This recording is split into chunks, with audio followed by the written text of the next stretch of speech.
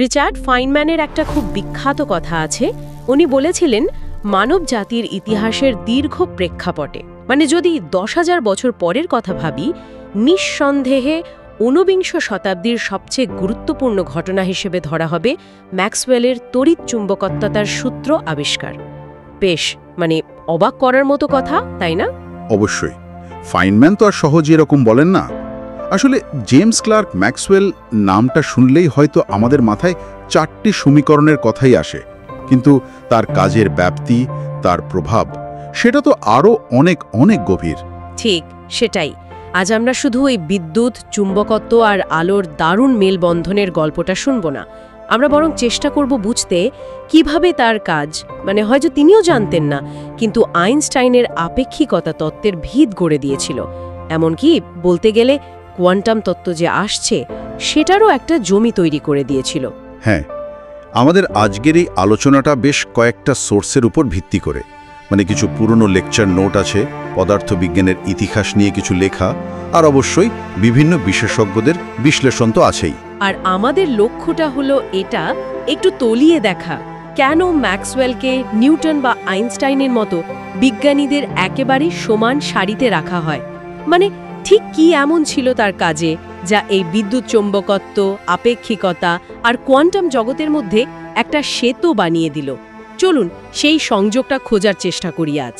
আচ্ছা, গল্পটা শুরু করতে হলে বোধহয় মাইকেল ফ্যারাডের কথা না বললেই নয়। ফ্যারাডে ছিলেন এক অসাধারণ প্রতিভাবান বিজ্ঞানী, যিনি হাতে কলমে পরীক্ষা করে বিদ্যুৎ আর চুম্বকের ভেতরে সম্পর্কটা ধরে ফেলেছিলেন। তার ওই বলরেখা বা লাইনস অফ ফোর্সের ধারণাটা সেটা তো যুগান্তকারী ছিল। কিন্তু একটা কথা শোনা যায় যে ফ্যারাডের নাকি গাণিতিক ভিতটা অতটা শক্ত ছিল না। মানে উনি ছবি এঁকে বা মনে মনে দৃশ্য কল্পনা করে জিনিসগুলো বুঝতেন। ঠিক তাই, তার ভৌত অন্তর্দৃষ্টি ছিল অসাধারণ, মানে ফিজিক্যাল ইন্টুইশন যাকে বলে, কিন্তু সেটাকে গণিতের ভাষায় প্রকাশ করার দক্ষতা তার ছিল না। আর এখানেই ম্যাক্সওয়েলের আগমন। ম্যাক্সওয়েল ঠিক করলেন ফ্যারাডের এই দুর্দান্ত ভাবনাগুলোকে একটা সলিড গাণিতিক কাঠামো দেবেন। কাজটা তো নিশ্চয়ই খুব চ্যালেঞ্জিং ছিল। শুরুটা উনি কিভাবে করেছিলেন? একদমই সহজ ছিল না। ম্যাক্সওয়েল ফ্যারাডের সব কাজ খুব খুঁটিয়ে পড়লেন, আর তিনি ফ্যারাডের পথটাই ধরলেন। মানে পুরো ছবিটা আগে বোঝা, তারপর তার অংশগুলো বিশ্লেষণ করা, যেটাকে বলে হোলিস্টিক অ্যাপ্রোচ। তার প্রথম দিকের কাজগুলোতে, যেমন ধরুন 1856 সালের on Faraday's lines of force বা 1861-62 সালের on physical lines of force, সেগুলোতে তিনি বেশ জটিল সব যান্ত্রিক মডেল ব্যবহার করেছিলেন। যান্ত্রিক মডেল মানে ব্যাপারটা ঠিক কেমন? চাকা, লিভার এইসবের মতো কিছু? হ্যাঁ, অনেকটা সেরকমই ভাবা যায়। তিনি কল্পনা করেছিলেন শূন্যস্থানটা যেন ভর্তি আছে অসংখ্য ছোট ছোট ঘূর্ণি বা ভোর্টিসেস দিয়ে, যাদের মধ্যে আবার আরও ছোট ছোট বল বেয়ারিংয়ের মতো আইডল হুইল আছে। মানে এই সব জটিল মডেল দিয়ে তিনি তড়িৎচুম্বকীয় প্রভাবগুলো ব্যাখ্যা করার চেষ্টা করছিলেন। বোঝাই যাচ্ছে ফ্যারাডের ওই ইনটিউশনটাকে গাণিতিকভাবে ধরতে উনি কতটা চেষ্টা চালিয়েছিলেন। কিন্তু এই সব জটিল মডেল থেকে শেষ পর্যন্ত তিনি ওই মূল সমীকরণগুলোতে পৌঁছালেন কি করে? নিশ্চয়ই কোনো একটা বড় মোড় ঘোরানো আবিষ্কার ছিল এর মধ্যে। হ্যাঁ, সেই টার্নিং পয়েন্টটা ছিল স্থানচ্যুতি প্রবাহ বা ডিসপ্লেসমেন্ট কারেন্টের ধারণা। সহজ করে বললে, ম্যাক্সওয়েল বুঝতে পারলেন যে শুধু তারের মধ্যে দিয়ে কারেন্ট গেলেই ম্যাগনেটিক ফিল্ড তৈরি হয় তা নয়। পরিবর্তনশীল ইলেকট্রিক ফিল্ড, মানে ধরুন ক্যাপাসিটরের দুটো পাতের মাঝখানে, সেটাও একটা ম্যাগনেটিক ফিল্ড তৈরি করতে পারে, যেন ওখানে একটা অদৃশ্য কারেন্ট বইছে। অ্যাম্পিয়ারের সূত্রে এই ছোট্ট কিন্তু বৈপ্লবিক ধারণাটা যোগ করার পরেই পুরো তত্ত্বটা সম্পূর্ণ হলো। এটা ছিল ওর জিনিয়াসের পরিচয়। আর এই ডিসপ্লেসমেন্ট কারেন্টের ধারণা থেকেই কি জন্ম নিল সেই বিখ্যাত সমীকরণগুলো? যদিও আমরা এখন বলি ম্যাক্সওয়েলের 4টি সমীকরণ, কিন্তু শুনেছিলাম শুরুতে নাকি ব্যাপারটা এতটাও সরল ছিল না।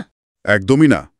1865 সালে ম্যাক্সওয়েল যখন তার সম্পূর্ণ তত্ত্বটা প্রকাশ করলেন, মানে ওই পেপারটার নাম ছিল a dynamical theory of the electromagnetic field, সেখানে কিন্তু আজকের চেনা 4টে সমীকরণ ছিল না, ছিল 20টা ভেরিয়েবল বা চলকসহ 20টা সমীকরণের একটা বিশাল জটিল সিস্টেম।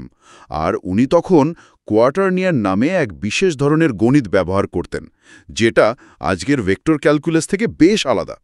এই পেপারেই উনি আগের সব মেকানিক্যাল মডেল বাতিল করে দিয়েছিলেন। 20টা সমীকরণ, ভাবাই যায় না। আচ্ছা, এই তত্ত্বের সবচেয়ে বড় সাফল্য কি ছিল? এর ঐতিহাসিক গুরুত্ব এনর্ম। এটাই ছিল পদার্থবিজ্ঞানের প্রথম সফল মহা একীকরণ তত্ত্ব, মানে যাকে বলে গ্র্যান্ড ইউনিফাইড থিওরি। বিদ্যুৎ, চুম্বকত্ব আর আলো, এই তিনটে জিনিস যাদের আগে লোকে ভাবত সম্পূর্ণ আলাদা, ম্যাক্সওয়েল দেখালেন তারা আসলে একটাই তড়িৎচুম্বকীয় ঘটনার তিনটে ভিন্ন রূপ। প্রকৃতির বিভিন্ন শক্তিকে এক সূত্রে বাঁধার সেই তো শুরু। আর আলোর ব্যাপারটা? আলোর রহস্য নিয়েও তো এই তত্ত্ব দারুণ কিছু আবিষ্কার করেছিল। নিশ্চিতভাবে ম্যাক্সওয়েলের সমীকরণগুলো সমাধান করে দেখা গেল যে তড়িৎচুম্বকীয় ক্ষেত্র শূন্যস্থানের মধ্যে দিয়ে তরঙ্গের মতো ছড়িয়ে পড়তে পারে, মানে ওয়েভস। আর সেই তরঙ্গের গতিবেগ যখন হিসেব করা হলো, দেখা গেল সেটা হুবহু আলোর গতির সমান। এটা একটা অভাবনীয় রেজাল্ট ছিল। ম্যাক্সওয়েল তখনই বুঝলেন আলো নিজেই আসলে একটা তড়িৎচুম্বকীয় তরঙ্গ। এই থিওরিটিক্যাল প্রেডিকশনটা পরে হাইনরিখ হার্টজ ল্যাবে এক্সপেরিমেন্ট করে প্রমাণ করেন, মানে উনি সত্যি সত্যি ওই তরঙ্গ তৈরি করে দেখিয়েছিলেন। দারুণ ব্যাপার তো। কিন্তু ওই 20টা জটিল সমীকরণ থেকে আমরা আজকের এই পরিচিত 4টে সমীকরণে আসলাম কি করে? এই সহজ করার কাজটা কে করলেন? এই কৃতিত্বটা দিতে হবে মূলত অলিভার হেভিসাইড নামে এক প্রতিভাবান, যদিও কিছুটা আড়ালে থাকা ইংরেজ ইঞ্জিনিয়ার আর গণিতজ্ঞকে। হেভিসাইড আর তার সমসাময়িক আরও কয়েকজন, যেমন গেবস বা হার্টসও কাজ করছিলেন।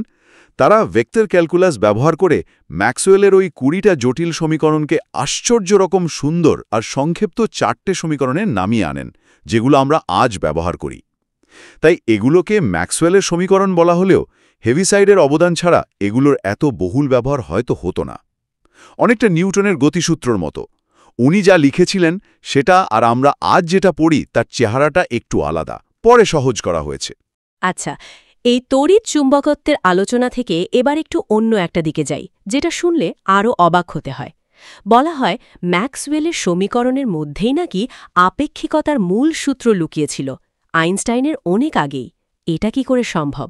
এটা সত্যিই পদার্থবিজ্ঞানের সবচেয়ে আশ্চর্য বিষয়গুলোর একটা। দেখুন, ম্যাক্সওয়েলের সমীকরণগুলোর একটা খুব অদ্ভুত আর গভীর বৈশিষ্ট্য আছে।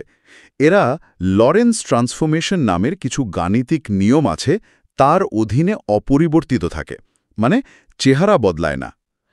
লরেন্স ট্রান্সফরমেশন মানে?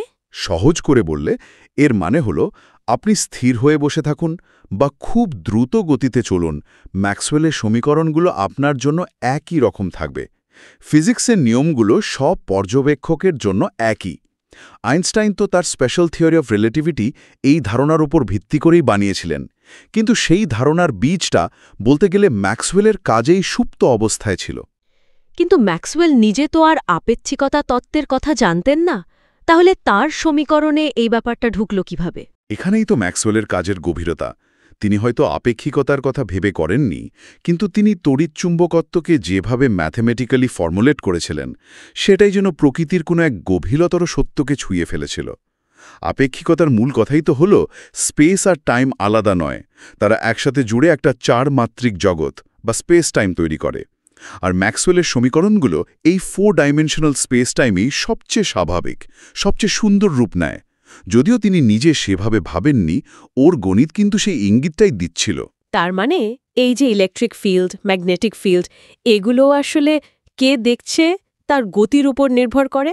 ব্যাপারটা একটু যদি বুঝিয়ে বলেন। ঠিক ধরেছেন, এটাই তো সবচেয়ে চমকে দেওয়ার মতো একটা দিক। ধরুন আপনার কাছে একটা স্থির চার্জ আছে, সেটা শুধু একটা ইলেকট্রিক ফিল্ড তৈরি করছে। বেশ, এবার আপনার এক বন্ধু খুব হাই স্পিডে আপনার পাশ দিয়ে চলে গেল। মজার ব্যাপার হলো আপনার বন্ধু কিন্তু শুধু ইলেকট্রিক ফিল্ড দেখবে না, সে দেখবে ওই একই জায়গায় একটা ম্যাগনেটিক ফিল্ডও তৈরি হয়েছে। কি আশ্চর্য! ঠিক একইভাবে আপনি যদি একটা বার ম্যাগনেট নিয়ে স্থির দাঁড়িয়ে থাকেন, আপনার বন্ধু দেখবে সেখানে একটা ইলেকট্রিক ফিল্ডও আছে। তার মানে আমি যাকে দেখছি শুধুমাত্র ইলেকট্রিক, অন্য কেউ তাকেই দেখবে ইলেকট্রিক আর ম্যাগনেটিকের একটা মিশ্রণ হিসেবে। একদম। ইলেকট্রিক আর ম্যাগনেটিক ফিল্ড আসলে একই মুদ্রার এপিটোপিট। এরা একই এন্টিটির দুটো ভিন্ন প্রকাশ, যা পর্যবেক্ষকের গতির সাপেক্ষে বদলে যায়। কে কতটা ইলেকট্রিক আর কতটা ম্যাগনেটিক ফিল্ড মাপবে সেটা তার স্পিডের ওপর ডিপেন্ড করে। এর মানে দাঁড়াচ্ছে চুম্বকত্ব বা ম্যাগনেটিজম আসলে রিলেটিভিটিরই একটা এফেক্ট, মানে গতির কারণে ইলেকট্রিক ফিল্ডের পরিবর্তিত রূপ। ম্যাক্সওয়েলের সমীকরণগুলো এই অদ্ভুত রূপান্তরটাকে ম্যাথমেটিক্যালি ক্যাপচার করে ফেলেছিল। তাহলে এমন কি কিছু আছে যা বদলায় না, মানে সব পর্যবেক্ষকই যেটার ব্যাপারে একমত হবে? হ্যাঁ, আছে। কিছু রাশি আছে যারা এই ট্রান্সফরমেশনে ইনভ্যারিয়েন্ট, মানে অপরিবর্তিত থাকে। এদের বলে লরেন্স ইনভ্যারিয়েন্ট। যেমন E² - C²B², যেখানে C হল আলোর গতি আর E.B। এই রাশিগুলোর মান আপনি যে গতিতেই থাকুন না কেন একই থাকবে। এটা ইঙ্গিত দেয় যে এই দৃশ্যমান E আর B ফিল্ডের পেছনে আরও গভীর, আরও মৌলিক কিছু একটা আছে যা সবার জন্য এক। আর এই আপেক্ষিকতার ছোঁয়া লাগার পর সমীকরণগুলো কি আরও সহজ বা সুন্দর দেখতে হয়ে যায়? আপনি আগে যেমন বলছিলেন 20টা থেকে 4টেতে আসার কথা। হ্যাঁ, রিলেটিভিটির ভাষায় লিখলে, বিশেষ করে 4 ভেক্টর আর টেন্সের নোটেশন ব্যবহার করলে ম্যাক্সওয়েলের ওই 4টি সমীকরণকে আরও সংক্ষিপ্ত আকারে লেখা যায়, মাত্র 2টো সমীকরণে। আর এই রূপে সমীকরণগুলোর ভেতরের সিমেট্রি বা প্রতিসাম্য আর তার সৌন্দর্য অসাধারণভাবে ফুটে ওঠে। এটা দেখায় যে স্থান আর কাল কি নিবিড়ভাবে একে অপরের সাথে জড়িত। এই ম্যাথমেটিক্যাল এলিগেন্সটাই বহু ফিজিসিস্টকে মুগ্ধ করেছে। অসাধারণ। আচ্ছা, ম্যাক্সওয়েল মানেই আমরা ভাবি বিদ্যুৎচৌম্বক আলো, কিন্তু উনি নাকি সম্পূর্ণ অন্য একটা ফিল্ডেও বিপ্লব এনেছিলেন, স্ট্যাটিস্টিক্যাল মেকানিক্স বা পরিসংখ্যানিক বলবিদ্যা। ঠিক তাই। এটা ম্যাক্সওয়েলের আরেকটা বিরাট কন্ট্রিবিউশন, যেটা অনেক সময় ওর ইলেকট্রোম্যাগনেটিজমের কাজের ছায়ায় একটু ঢাকা পড়ে যায়। উনি গ্যাসের গতিতত্ত্ব বা কিনেটিক থিওরি অফ গ্যাসেস এবং পরিসংখ্যানিক বলবিদ্যার অন্যতম স্থপতি। গ্যাসের গতিতত্ত্ব মানে গ্যাসের অণুগুলো যে ছোটাছুটি করে সে সংক্রান্ত? এখানে ওর মূল কাজটা কি ছিল? এখানে ওর সবচেয়ে বিখ্যাত কাজ হল ম্যাক্সওয়েল-বোলজম্যান ডিস্ট্রিবিউশন। আগে বিজ্ঞানীরা ভাবতেন একটা গ্যাসের সবকটা অণু হয়তো একই গতিতে ছোটে। ম্যাক্সওয়েল দেখালেন, না, ব্যাপারটা তা নয়। একটা পাত্রে যে কোটি কোটি গ্যাসের অণু আছে, তাদের গতি এক একজনের এক এক রকম।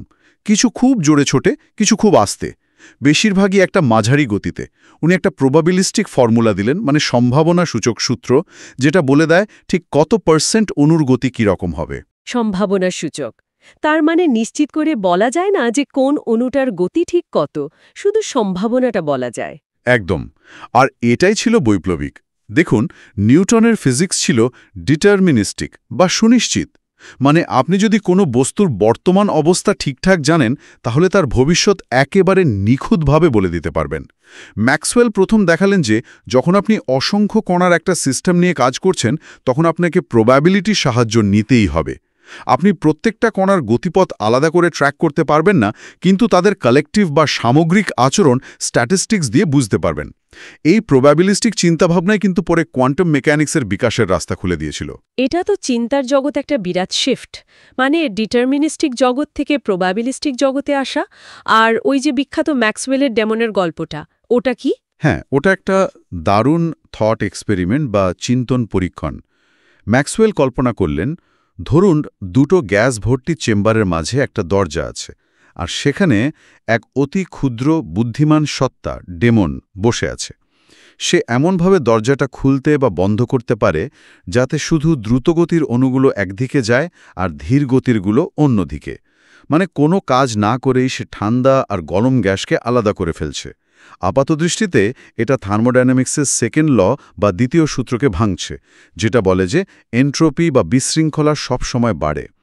এই প্যারাডক্সটা নিয়ে বিজ্ঞানীরা বহু বছর ধরে মাথা ঘামিয়েছেন, আর এটা ইনফরমেশন থিওরি আর ফিজিক্সের মধ্যেকার সম্পর্ক নিয়ে গবেষণার নতুন দিক খুলে দিয়েছে। তাহলে আমরা দেখলাম তড়িৎচুম্বকত্ব, আপেক্ষিকতার পূর্বাভাস, পরিসংখ্যানিক বলবিদ্যা। এবার আসি কোয়ান্টাম তত্ত্বের কথায়। এখানে একটা বিষয় পরিষ্কার করা দরকার, তাই না? মানে ম্যাক্সওয়েল নিজে তো কোয়ান্টাম তত্ত্বের কিছুই জানতেন না, তিনি তার অনেক আগেই মারা যান। ঠিক, এটা খুব গুরুত্বপূর্ণ পয়েন্ট। ম্যাক্সওয়েল মারা যান 1879 সালে, আর ম্যাক্স প্ল্যাঙ্ক কোয়ান্টাম হাইপোথেসিস দেন 1900 সালে।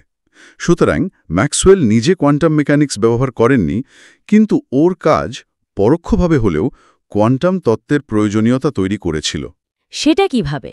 মানে ওর তত্ত্বে কি এমন কোনো সীমাবদ্ধতা ছিল যা বিজ্ঞানীদের কোয়ান্টামের দিকে ঠেলে দিয়েছিল?